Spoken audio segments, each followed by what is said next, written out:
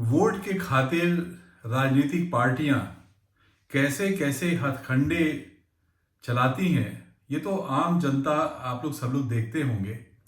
लेकिन मैंने जो देखा है एक ब्यूरोक्रेट के रूप में, एक नौकरशाह के रूप में, वो मैं आज आपको बताता हूं। ये वो समय था जब पहली बार भारत की सर्वश्रेष्ठ सर्विसेज, जिसको हम आईएएस कहते हैं, उसके लोगों को, आईएएस ऑफिसर्स को, आईपीएस ऑफिसर्स को भयानक ह्यूमिलेशन का सामना करना पड़ा।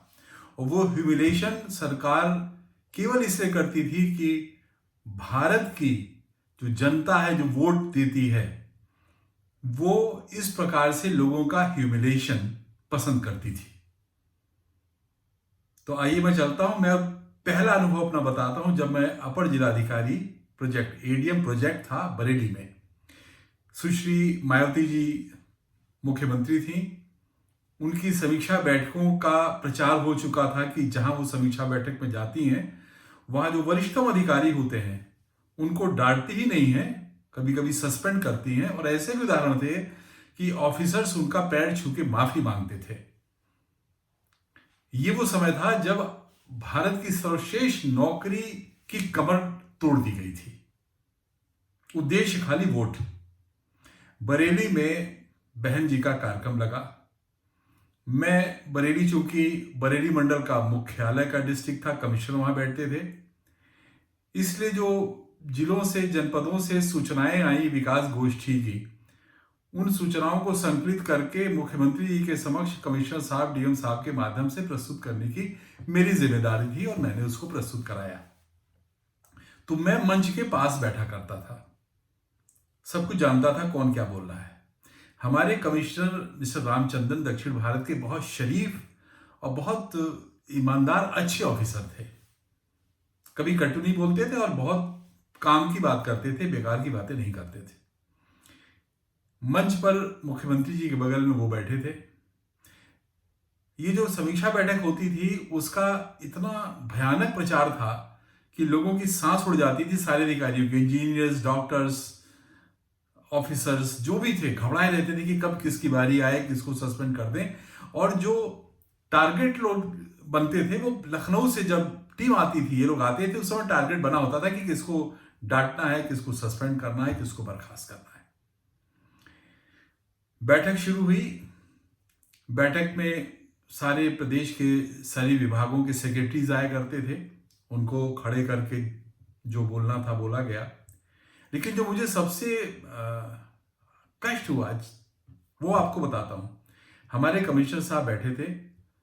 मुख्यमंत्री जी ने कहा कि मुझे शिकायत मिली है कि यहाँ का कमिश्नर जो है वो एसी कमरे में बैठा रहता है, काम नहीं करता है।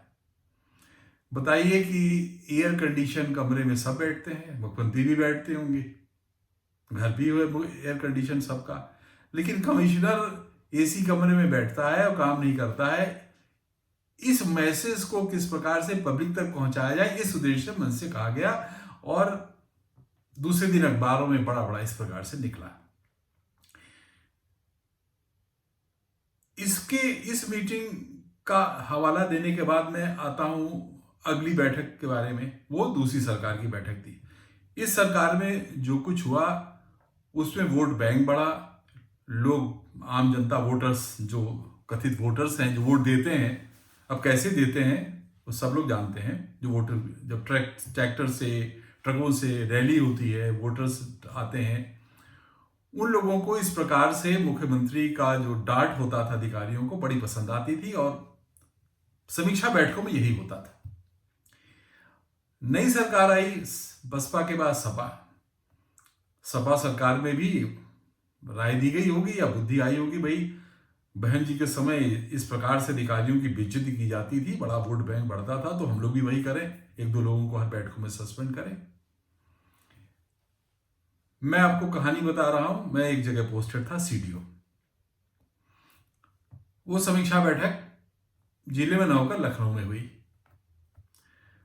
लखनऊ में समीक्षा बैठक बड़ी अच्छी हुई। लखनऊ मंडल सर्वश्रेष्ठ था, सबसे आगे था प्रदेश में।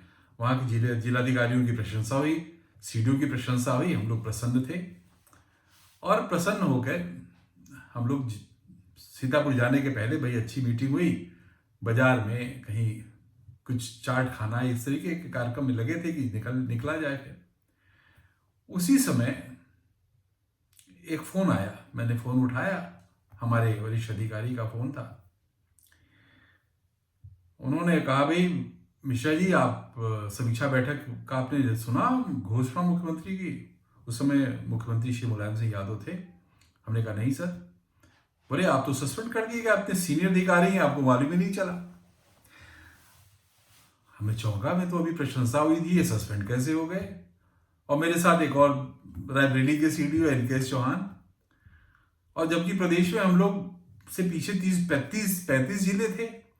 और जो समीक्षा बैठक होती, जो विकास का कार्यक्रम होता था कि हैंडपंप लगाना, बेसिक शिक्षा के पास पैसा आता था, बिल्डिंग बनाना, ये हम लोग का काम ही नहीं होता था। उनके विभागीय लोग होते थे, चीफ इंजीनियर तक उसकी मॉनिटरिंग करते थे, उनके विभागीय सचिव होते थे, वो लोग करते थे। लेकिन टारगेट होता था डीएम सीडीओ सस्पेंड होते थे तो वोट बैंक बढ़ेगा। तो साहब 2 लोग सस्पेंड हो गए, मैं भी हो गया। अब मैंने भूमिका उसको सोचा कि मैं क्यों हुआ, तब मुझे याद आया उसके 2 कारण थे। एक कारण था कि मैं जब सीडीओ था सीतापुर में, तो बीडीओस की बैठक में मैं बताता था, शिक्षा देता था कि हम लोग की नौकरी इतनी सौभाग्यशाली लोगों को मिलती है कि हम लोग कितना गरीब लोगों की सेवा कर सकते हैं और बिना पैसा अपना खर्च किए। सरकार पैसा खर्च करती है और हमको क्रेडिट मिलती है। तो आप लोग इस कारण से सौभाग्यशाली हैं, और ईमानदारी से अगर हम लोग काम करेंगे तो गरीबों के पास सरकार की योजनाएं पहुंचेंगी। और हम लोग गरीबों की सेवा करते हैं, तो हम लोग अगर ईमानदार नहीं होंगे तो गरीबों का हित होगा। और हमारा धर्म भी कहता है कि गरीबों की हम लोग सेवा करें। हम लोग गाँव से, अपने खेतों से अन्न देते थे गरीबों को। यहाँ तो सरकार का योजना है, सरकार देती है, खाली हम एक साधन मात्र हैं। उसी में एक वीडियो ने कहा, साहब आप इस तरीके से बोल रहे हैं और हम लोग को तो देना पड़ता है पैसा।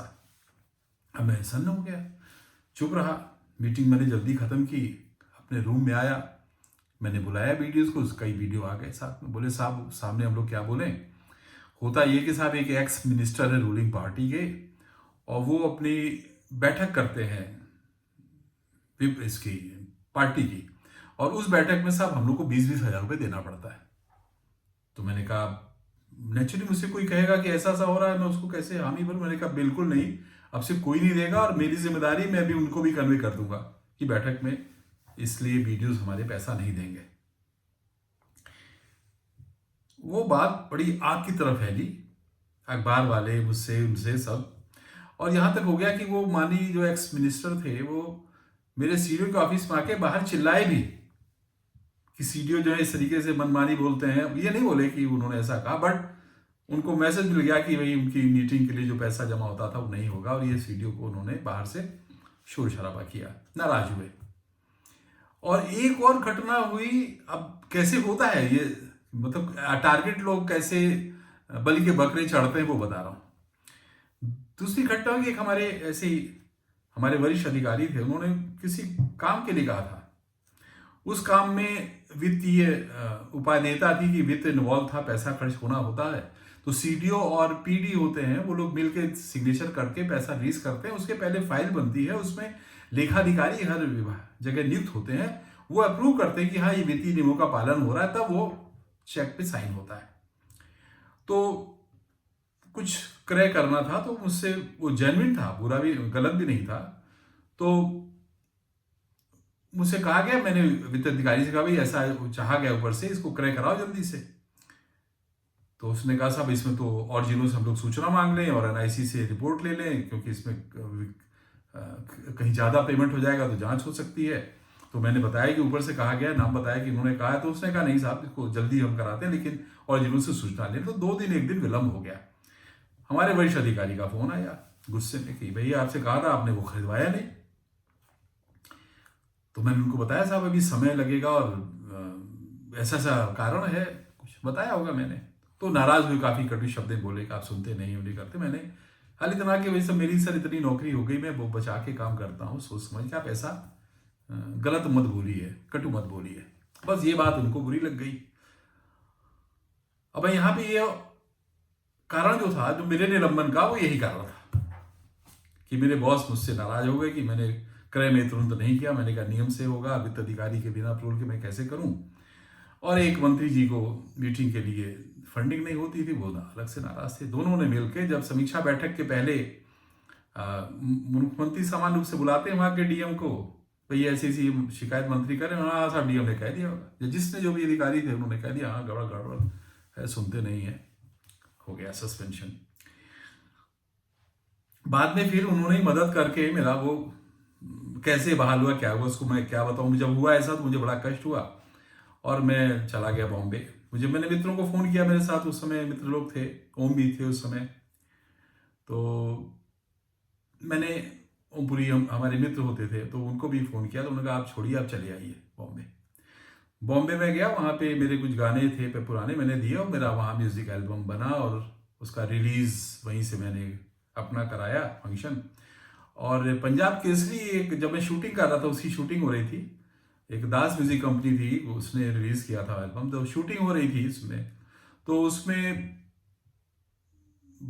पंजाब केसरी एक बड़ा अखबार होता है, उसने मेरा इंटरव्यू लिया। तो मैं भावना में बोल दिया कि मेरे साथ ऐसा सा अन्याय हुआ, इसलिए मुझे लगता है कि मैं नौकरी नहीं कर पाऊंगा उत्तर प्रदेश में, और मैं बॉम्बे आ गया हूँ। अपना इस फील्ड में मुझे शौक था, मैं यहाँ शायद अब छोड़ के नौकरी यही करूँ। तो उन्होंने, पंजाब केसरी ने अपने पेज के पिछले पेज पे पूरा ये आर्टिकल मेरा निकाल दिया। और वो आर्टिकल निश्चित रूप से कई लोगों ने पढ़ा। मुझे अधिकारियों का, कुछ मित्रों का फोन आना शुरू किया, तुम क्या बोल दिए हो यार, गवर्नमेंट के खिलाफ बोल रहे हो, ऐसा क्यों कर रहे हो, अभी तुम्हारा सस्पेंशन हुआ है और फिर और कर रहे हो, बर्खास्त कर देंगे ये लोग। तो मैं उसको टालता गया। बाद में मुझे फोन आया कि भाई आप चले आइए।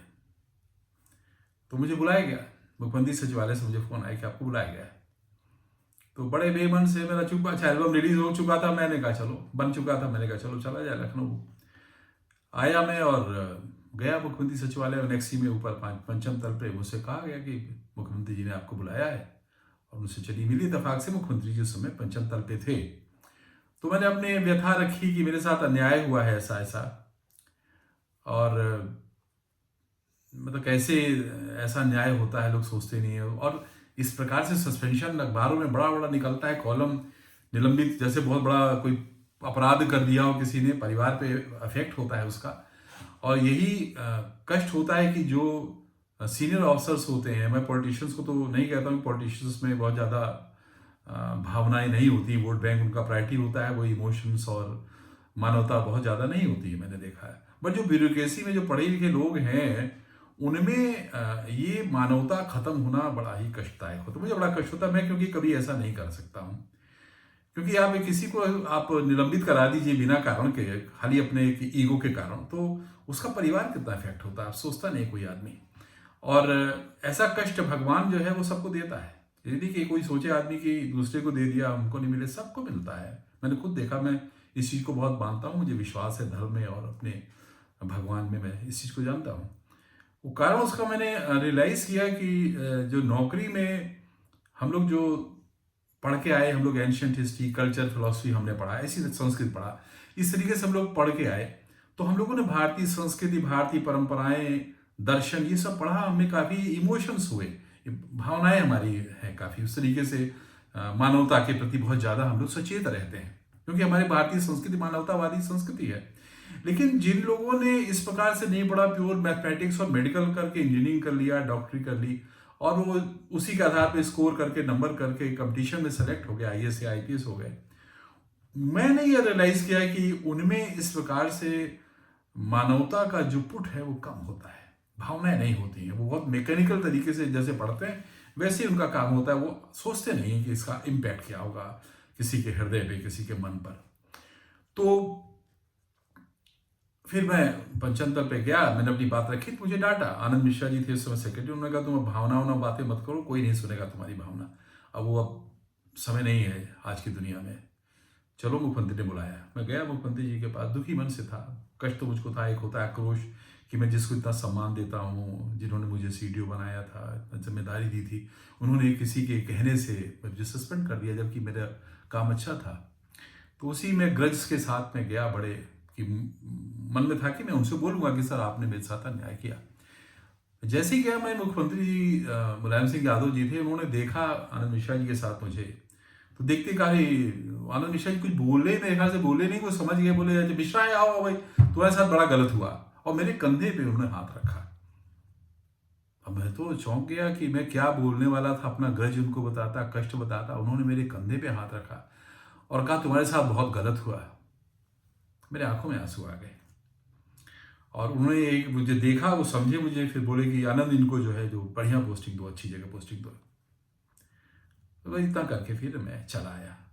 तो मेरी उसके बाद उन्होंने पूछा कहाँ पोस्टिंग, मुझे सीडीओ मथुरा बना के भेजा कि मैंने कहा मुझे कोई शांति जगह दे दीजिए, मैं मन शांति से रहना चाहता हूँ और भगवान का दर्शन होता रहे, मुझे यही इच्छा है। तो मुझे मथुरा में सीडीओ बनाया। सौभाग्य था, मथुरा गया, मैंने वहाँ भगवान कृष्ण पे अध्ययन किया और अपना जन्मे हुए गाना करके वहाँ एक 8 भजन कृष्ण के बनाए, रिकॉर्ड किया, उनका एल्बम रिलीज़ किया, जीटी कंपनी से रिलीज़ भी हुआ। तो अब ये घटना तो हो गई, किस प्रकार से सस्पेंशन होते थे वोट बैंक के लिए। अब मैं आपको अगले एपिसोड में बताऊंगा कि इस सस्पेंशन के बाद क्या हुआ, ऐसा चीज जो आप कभी कल्पना नहीं कर सकते हैं और कोई अधिकारी ब्यूरोक्रेट सोच नहीं सकता है कि जो मैंने देखा। मैं बहाल हो गया, नौकरी करी और 5-6-7 साल बाद क्या निकला, आप चौंक जाएंगे। अगले एपिसोड को जरूर देखिएगा, जो मेरे साथी हैं वो देखें और भारत की जनता देखे, लोग देखें।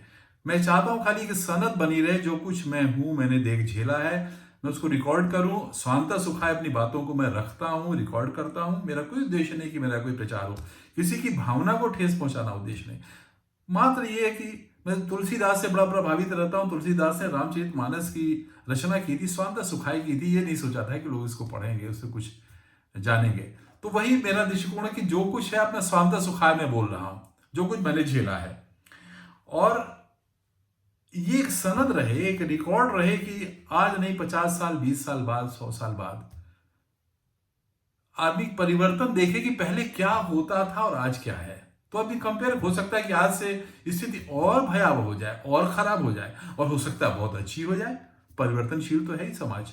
तो इन्हीं शब्दों के साथ मैं आपको यह आह्वान करता हूं कि मेरा अगला एपिसोड जरूर देखिएगा कि मैं मथुरा में रहा, मथुरा के एपिसोड वगैरह बताऊंगा, लेकिन वो जो एपिसोड है कि मेरी एक जांच, इसी सस्पेंशन के मैं बहाल हो गया, लेकिन मेरी जांच नहीं खत्म हुई और वो 5 साल बाद फिर कैसे आई मेरे सामने, किस रूप में और कैसे समाप्त हुई। बड़ा ही मनोरंजन का एक पुट मिलेगा आपको इसमें, और आपको इस शासन तंत्र के बारे में पता भी चलेगा कि शासन कैसे चलता है। यही बात अपनी विराम देता हूं मैं अपनी।